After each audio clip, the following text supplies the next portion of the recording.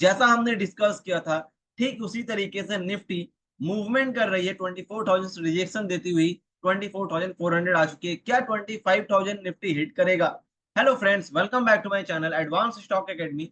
चलिए बात करते हैं कल मंडे मार्केट किस तरीके से मूवमेंट दे सकती है, कौन से लेवल से हम ट्रेड प्लान कर सकते हैं। निफ्टी और बैंक निफ्टी की एनालाइज करेंगे, एडवांस एनालाइज, जिससे कि कल मार्केट की सेंटिमेंट बिहेवियर क्या होगी वो हमें आज ही पता चलेगा। और आज हम लोग एक दिन पहले एडवांस एनालाइज करके रखेंगे, जिससे कि कल हमें लाइव मार्केट में कोई दिक्कत ना हो। निफ्टी जैसा हमने डिस्कस किया था 24,000 से रिवर्सल हो सकती है और 25,000 हमारी टारगेट रहेगी। और यहाँ पे हम लोग आ गए हैं वन डे के टाइम फ्रेम में, तो यहाँ पे आकर के अगर आप देखेंगे 24,000 से कंटिन्यू रिजेक्शन लेते हुए मार्केट ऊपर की तरफ में आ चुकी है। यहाँ लास्ट एक गैप अप होकर के 24,400 के आसपास में क्लोजिंग हुई है। अभी हम लोग यहाँ पे डिस्कस करेंगे कि फर्दर कैसे मूवमेंट आ सकती है। सबसे पहले बात कर लेते हैं फ्लैट ओपनिंग की। अगर फ्लैट ओपनिंग होती है निफ्टी, तो यहाँ पे हमारे लिए सबसे अच्छा बेहतरीन सिचुएशन बन सकता है। अगर फ्लैट ओपन होकर के 24,420 के ऊपर अगर कैंडल क्लोज करती है, नेक्स्ट कंफर्मेशन मिलता है, तो यहाँ पे एक काफी अच्छी मूवमेंट के लिए स्पेस है जो हम लोग मूवमेंट देख सकते हैं। तो पहली हमारी जो रेजिस्टेंस होगी वो होगी 24,520, नियर अबाउट 24,520 हमारी पहली रेजिस्टेंस होगी। और 24,520 के ऊपर अगर कैंडल निकलता है तो हमारे लिए गैप पेंडिंग है, इसको फील करता हुआ मार्केट देख सकते हैं हम लोग 24,700 के आसपास में निफ्टी को हम लोग देख सकते हैं बुल साइड की तरफ। लेकिन उसके लिए 24,420 के ऊपर कैंडल क्लोज होना बहुत जरूरी है, इसके ऊपर नेक्स्ट कंफर्मेशन कैंडल बनना बहुत जरूरी है। अगर ऐसा नहीं होता है तो फिर क्या होगा उसके बारे में भी हम लोग बात कर लेते हैं। तो सबसे पहले बात कर लेंगे यहाँ पे प्रीवियस डे की मूवमेंट की। तो प्रीवियस डे की जो मूवमेंट हम लोग देख रहे हैं, यहाँ पे प्रीवियस डे की मूवमेंट कुछ खास हुई नहीं है, साइडवेज मार्केट रही थी।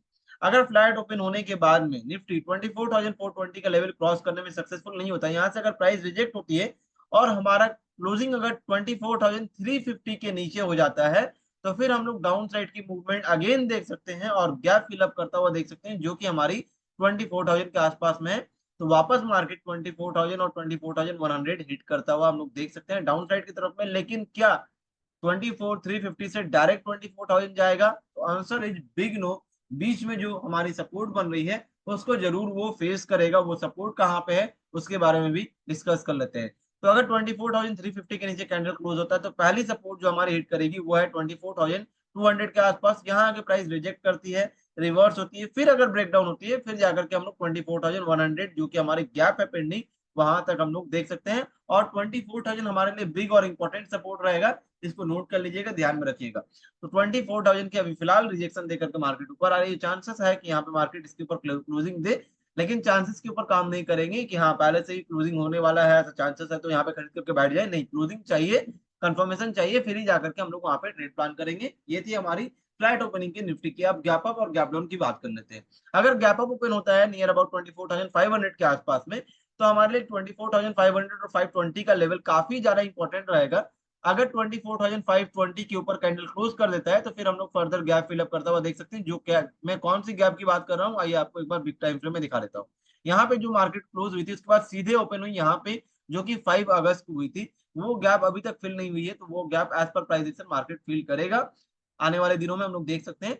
लेकिन उसके लिए क्या सिनेरियो बन सकता है वो मैं आपको डिस्कस कर रहा हूँ, बता रहा हूँ। 24,520 के ऊपर अगर क्लोज करती है तो फिर जाकर के यहाँ पे हम लोग 24,700 तक देख सकते हैं। लेकिन अगर ओपन होते साथ प्राइस अगर रिजेक्ट होती है तो तुरंत यहाँ पे इमीडिएट हम लोग नीचे आता हुआ देख सकते हैं, जो कि प्रॉफिट बुकिंग होगी और गैप फिलअप करता हुआ 24,350 के आसपास देखेंगे।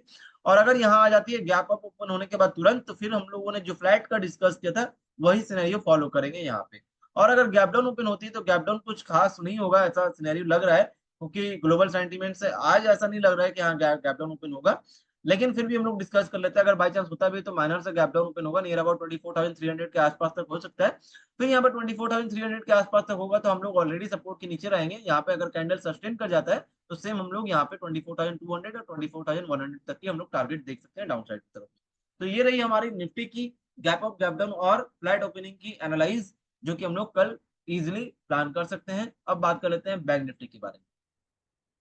बैंक निफ्टी काफी इंपॉर्टेंट लेवल पे आ चुका है और इंपॉर्टेंट लेवल के साथ ही साथ यहाँ पे हम लोग अगर बात करें तो साइडवेज थी। Last day market continue Nifty और बैंक निफ्टी दोनों ही साइडवेज थी, कुछ खास मूवमेंट नहीं आई है। तो मंडे की हम लोग अच्छी मूवमेंट देख सकते हैं। तो एक्सपेक्टेशन है कि मंडे अच्छी मूवमेंट आ सकती है, क्योंकि यहाँ पे लास्ट डे कुछ खास मूवमेंट नहीं आई थी। लेकिन वो मूवमेंट कैसे आएगी वो भी हम लोग डिस्कस कर लेते हैं। फ्लैट ओपन होने के बाद अगर नीचे की तरफ में क्लोज होता है, कैंडल 50,450 के नीचे अगर कैंडल क्लोज कर जाती है तो फिर हम लोग डाउन साइड की तरफ में जो कि गैप है ये लाइट देखिए वो फिलअप करने के लिए जा सकता है, और हमारी जो सपोर्ट रहेगी वो 50,000 के आसपास में रहेगी, और 50,000 50,100 ये दोनों ही हमारे लिए काफी ज्यादा इंपॉर्टेंट सपोर्ट है।